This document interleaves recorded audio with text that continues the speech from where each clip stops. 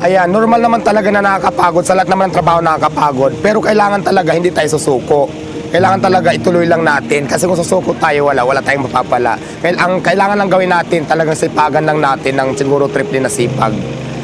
Kasi kung hindi ka magsisipag, hindi mo maibili lahat ng gusto mo.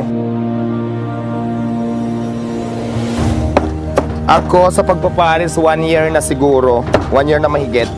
Oo, pero sa lahat ng diwata, ako lang mahitsura dito sa amin.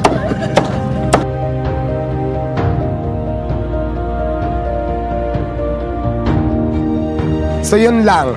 Maraming salamat sa Panginoon dahil hindi niya ako pinabayaan talaga. Dito ako gumanda, kaya ito ang pinagpatuloy ko. Actually, marami na ako nasubukang tinda, pero dito talaga ako gumanda sa tinda na ito, kaya pares ang pinili ko. Talagang pinagdadasal ko talaga na sana yung blessings at saka sana hindi ako pabayaan ni Lord para marami pa akong taong matulungan.